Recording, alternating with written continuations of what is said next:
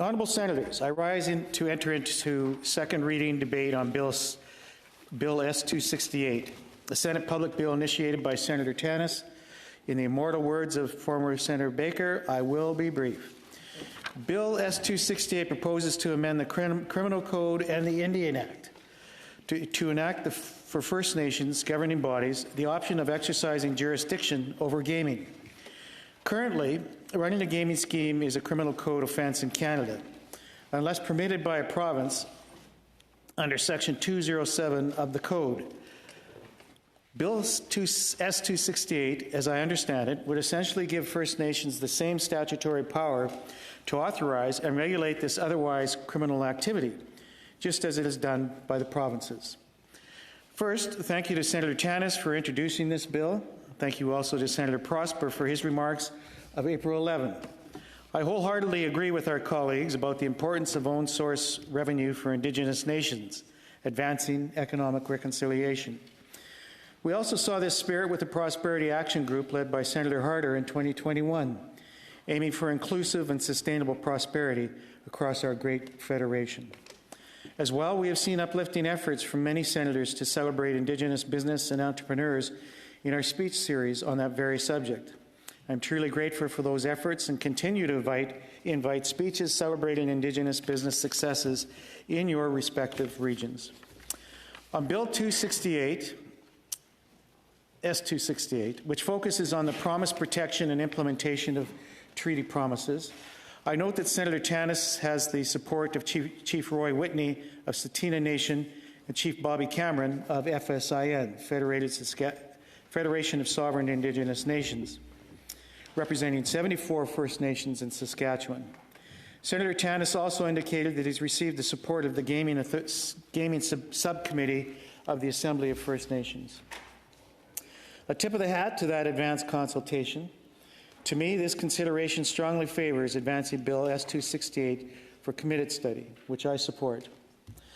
Colleagues, I approach my review of Bill S-268 coming from Saskatchewan, Treaty 4 territory, and homeland of the Métis Nation, and as a treaty status member of a Treaty 4 band in Saskatchewan.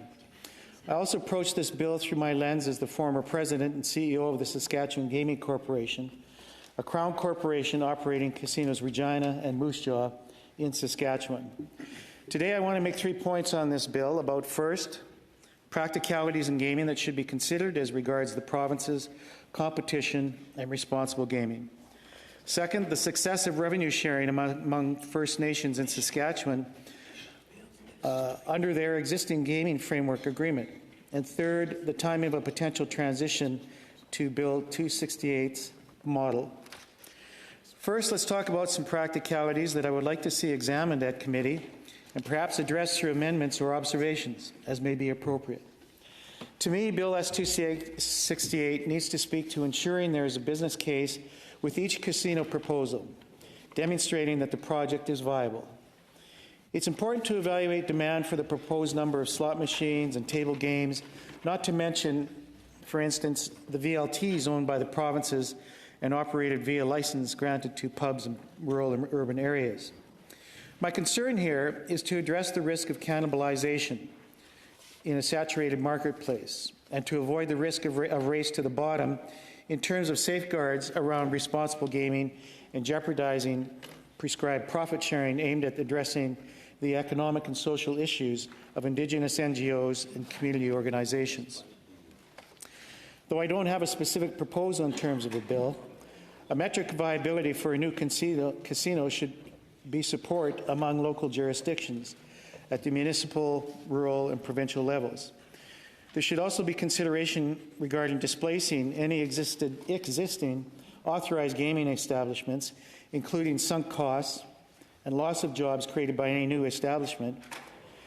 In other words, we wouldn't want to see stranded or devalued assets or jobs lost without a clear path to replacement jobs in terms of a just transition. Based on my experience in Saskatchewan gaming, a free-for-all competition could present some social risks and disrupt current revenue sharing arrangements. I'm not saying this is necessarily a roadblock, but it is a question that needs to be addressed with close and careful examination. As Senator Carter noted, the preamble of this bill describes the regulation of gaming as an inherent right. I'm not disputing that, although I note that the Supreme Court found in 1996 that the regulation of gaming was not a Section 35 constitutional right. Perhaps this is a point where a Senate committee can provide some clarity and analysis. In any case, we're talking about non-traditional contexts where technology, like online single event sports betting in Canada, is a game changer. We're also talking about an exercise of jurisdiction that would lift an otherwise criminal prohibition, indicating there are some universal social risks or concerns to address in the field of gaming. After all, with inherent jurisdiction to apply increasingly through the UNDRIP action plan, criminal laws will continue from time to time to apply generally. We can envision universal risks, for example, such that criminal laws will continue to apply in analogous areas like firearms sales, controlled drugs and substances, or sensitive materials like explosive, where safeguards prevail. Certainly, we all know or should know that gambling addictions can have devastating social and health consequences. On the other hand, responsible gaming is a legitimate entertainment and an important source of revenue for Indigenous peoples. I'm proud to have played a leadership role in the gaming sector with a focus on responsible gaming. To avoid market cannibalization and a race to the bottom, I tend to think negotiation of gaming machines and table game ownership, should involve dialogue between Indigenous and the Responsible Gambling Council and entities conducting responsible gaming, research, and advisory services, including gaming operations, responsible gaming programs, in terms of how this may responsibly proceed. The same goes for licensing VLTs, independently operated under the regulation of provincial governments. I have an open mind about what this might look like legally in terms of an end goal. At any rate, I agree that First Nations should have a much greater legal say in the organization of gaming than is the case today. That said, we need to avoid upsetting this delicate and currently stable industry in Saskatchewan, for instance. A food for thought as a best practice, I think there should be a gaming framework agreement for each new casino, one that involves a level of consultation with the respective province and local community and municipality, including in terms of the size of a proposed operation, regarding the number of tables and slots, with consideration also, again, to the number of VLTs that are currently operating in the same marketplace or catchment area. As a gaming framework agreement, it should give financial consideration and commitment to making the investments to develop the casino and establish its own financial structure. It should also have a fund for infrastructure maintenance and expansion, its own tourism and economic development marketing program, responsible gaming and addictions rehab program, an economic development, charity, and social trust for the community, including programs aimed at addressing Indigenous social and economic issues. Again, I have an open mind as to what this might look like in terms of legalities and best practices, but I would expect the Senate committee to include in its study a deep dive on the best practices and risk assessment and meaningful consultation with Indigenous elders, women, and relevant chief and councils or tribal councils in advance of third reading. Turning to my second point, a few words about the current situation in Saskatchewan. Currently, not every First Nation is directly involved in running a gaming operation, and certainly not every First Nation would be a viable economic candidate in terms of remote locations and so forth. However, through the Gaming Framework Agreement, all First Nations, as well as Métis organizations in our province, benefit from current operations through profit sharing and employment opportunities and wealth creation through procurement set-aside programs and Indigenous hiring preferences aimed at achieving a workforce representing a minimum of 50% Indigenous employees working in the casino. In Saskatchewan, First Nations casinos net profit is redistributed at 50% to a First Nations trust, which is distributed to the 74 First Nations in the province, 25% to community development corporations, which reinvest the money back into local community initiatives, and 25% to the Provincial General Revenue Fund. The Saskatchewan Indian Gaming Authority, or SIGA, is the operator of 7 First Nation-owned casinos across the province.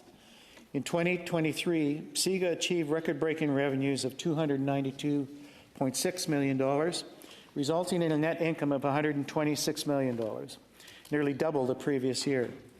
Much of this success has been due to the introduction of the single-event sports betting in Canada.